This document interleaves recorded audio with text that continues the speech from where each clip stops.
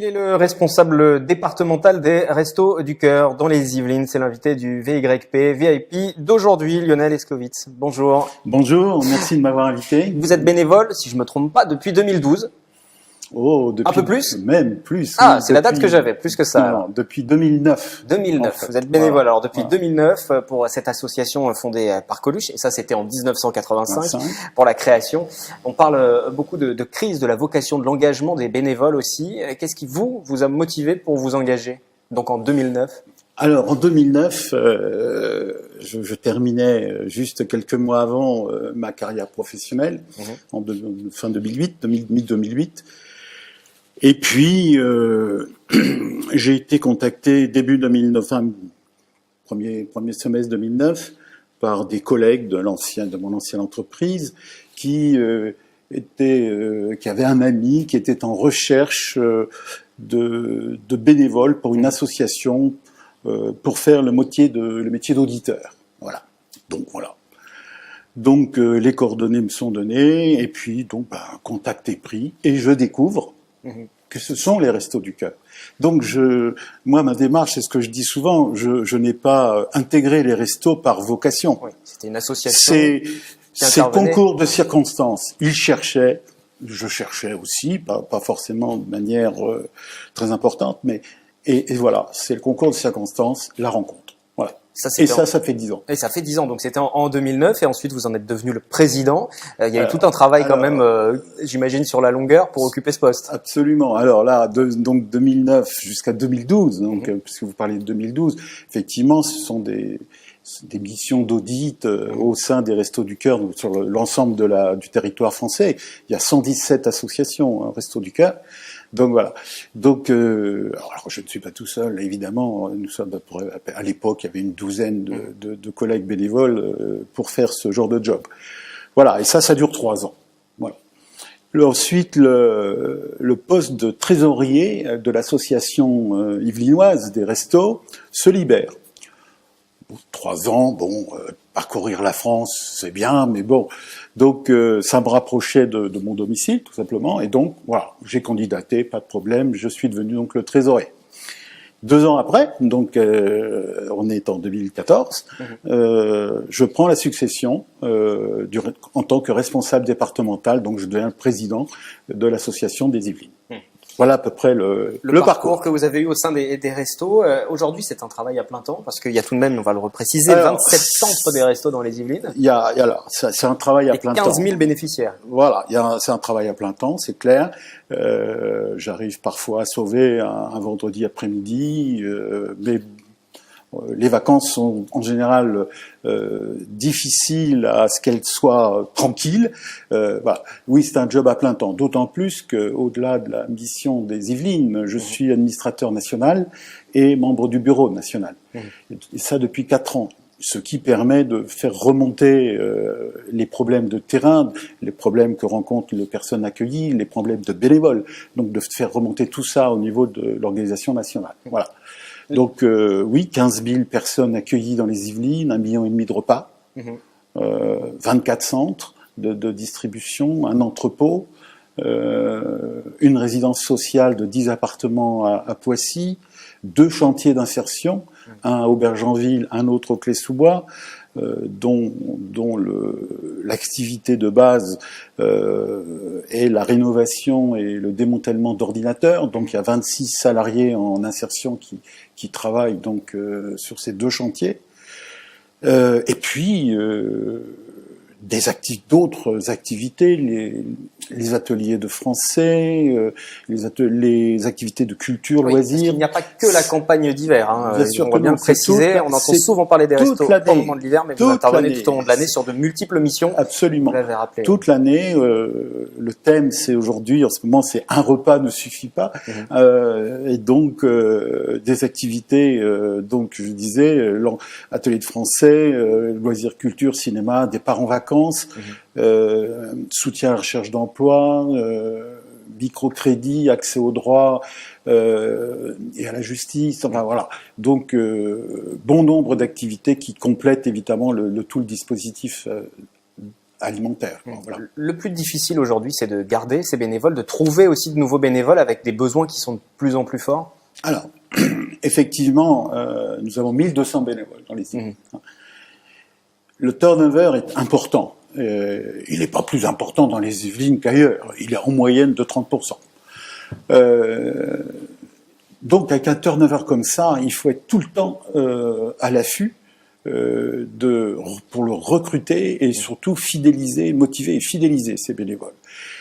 Et là, les problèmes que l'on rencontre depuis pas mal d'années, ce sont des bénévoles qui souhaitent prendre des responsabilités, animer les centres de distribution, animer les activités dont on vient de parler. Et ça devient très difficile. Voilà. Là, il y a effectivement un tournant sur ce type de bénévolat. Donc, voilà. Comment vous l'expliquez ? On est dans une société plus repliée. Alors, on demande effectivement, on professionnalise de plus en plus le bénévolat. Ça, c'est clair. On demande des bénévoles spécialisés, donc en fonction de leur carrière professionnelle passée, évidemment. Mais on demande des spécialisations. On professionnalise le bénévolat. Bon. Et je pense qu'aujourd'hui, on a affaire à des personnes qui ont plus envie de faire du bénévolat, je dirais de plaisir, mais bien évidemment qu'il faut qu'on se fasse plaisir en tant que bénévole. Mais il y a un moment donné, c'est tellement engageant que la contrainte, la pression, elle est là, quoi. Et ça, je crois que ça intéresse un peu moins. Voilà. Vous l'avez accepté dès le début, vous, cette contrainte, cette pression ? Oh, j'y suis rentré très vite. C'était un peu la continuité de la carrière professionnelle, en fait. Oui, je vous ai pas posé la question, mais comme vous êtes rentré par les audits, c'était une évolution de votre, une suite de votre carrière professionnelle. Oui, c'était une forme de suite. Voilà. Vous exerciez quelle profession, pardon ? Moi, j'étais directeur administratif et financier dans des grands groupes industriels. Donc voilà, effectivement, c'était une approche, l'audit, c'était une approche que je maîtrisais assez bien. Donc voilà, c'était naturel, quoi. Vous nous disiez tout à l'heure que l'arrivée au resto s'est faite presque par surprise, puisque vous ne saviez pas que c'était les Restos du Cœur. Néanmoins, lorsque l'appel a été lancé en 85 par Coluche, vous l'aviez entendu cet appel à l'époque ? Je l'avais entendu. Bien évidemment, je connaissais le resto. Bon, c'est une association qui est connue, reconnue même, ne serait-ce que sur le plan médiatique avec les Enfoirés qui sont en train de démarrer leur spectacle à Bordeaux là depuis hier. Donc voilà, bien évidemment, mais sans plus quoi. Voilà, sans plus. Et vous vous étiez dit quoi, même à l'époque, en entendant parler de cette création d'une association comme ça? Que c'était quoi, un échec des pouvoirs publics qui n'intervenaient pas assez? Non, j'en étais pas si. Non. Oh là là, j'en étais pas là. En 85, j'étais encore en activité et je dirais bon, je me posais beaucoup moins de questions sur ce plan-là. Moi, mon engagement, il s'est conforté quelques mois après mon début au Resto du Cœur. Au fur et à mesure des missions que je faisais, rencontrer tous ces bénévoles de terrain qui accueillent, qui écoutent, qui orientent, qui accompagnent, je me suis dit, mais je me suis pas trompé. Voilà, c'était bien ça. Donc, voilà. Coluche, qu'on voit à l'écran juste derrière vous, c'est une figure aujourd'hui qui revient beaucoup de la part des Gilets jaunes. C'est un modèle pour eux, ça pourrait être leur porte-parole encore aujourd'hui. Oui. Coluche qui a donc cette aura-là. Et on entend aussi certains Gilets jaunes dire, mais les restos, en tout cas les célébrités, on les a pas entendus. Ceux qui se battent au quotidien, qui font des spectacles, récolter des fonds, est-ce que vous pensez que les Gilets jaunes, enfin en tout cas que les restos devraient entendre les Gilets jaunes, les soutenir aussi peut-être, s'engager? Alors, dans les valeurs resto, on va dire, il y a le non-engagement vis-à-vis du religieux et vis-à-vis du politique. Et donc les restos font très attention à ne pas se positionner vers tel ou tel mouvement. Beaucoup de monde a regardé l'émission politique d'hier soir sur France 2. Il y a eu effectivement des commentaires de la part d'une gilet jaune qui reprochait clairement au Resto du Cœur de ne pas s'être positionné, quoi. Mais nous ne pouvons pas nous positionner. Ce n'est pas notre rôle de nous positionner auprès d'un mouvement politique. Et c'est devenu un mouvement politique, puisque un parti a été constitué, les listes, etc. D'autres partis, il y en a qui partent sur des listes. Voilà, donc nous suivons notre ligne.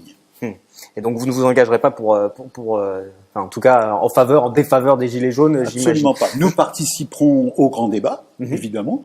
Ça, on a des choses à dire dans les 4 axes des grands débats, mais nous ne nous positionnerons pas pour ou contre un mouvement. Justement, alors vous qui vous êtes engagé en 2009 en tant que bénévole, sur ces 10 ans, vous avez vu une évolution de la pauvreté aussi, des gens qui venaient vous voir? Oui, bien sûr. On parle de familles monoparentales, on parle de femmes isolées. Alors, beaucoup plus de femmes isolées avec enfants, des familles monoparentales, surtout femmes et enfants. Ça, c'est effectivement notre public que nous accueillons le plus. Sont venus rejoindre, sur les 3-4 ans qui viennent de passer, les personnes âgées, les retraités. Voilà. Sont venus rejoindre également les restos assez récemment, quelques années, 3 ans peut-être, les étudiants de jeunes. Voilà. Sont venus rejoindre également récemment des travailleurs dits pauvres, c'est-à-dire travail précaire, etc. Donc voilà, il y a quand même une évolution de la population qui pousse la porte des restos. Mais les restos devaient être une initiative temporaire. Oui. Aujourd'hui, on est bien loin de ça. C'était en 85. Vous le déplorez? Comment vous voyez l'évolution, en tout cas, des restos? Bien sûr que nous le déplorons. On ne peut souhaiter que de disparaître, évidemment. Mais disparaître pour laisser les choses en l'état, non, évidemment. Donc, effectivement, nous travaillons aussi pour le futur. Oui, vous imaginez on s'imagine encore l'évolution aussi des missions. On s'imagine encore être présent encore pas mal d'années. Merci beaucoup d'avoir participé à cette émission. On en sait un peu plus sur vous et puis sur les restos, bien évidemment. Les restos du cœur des Yvelines que vous présidez. Si vous souhaitez devenir bénévole, si vous souhaitez apporter aussi des dons, vous avez tous les renseignements qui se sont affichés. Merci beaucoup à vous.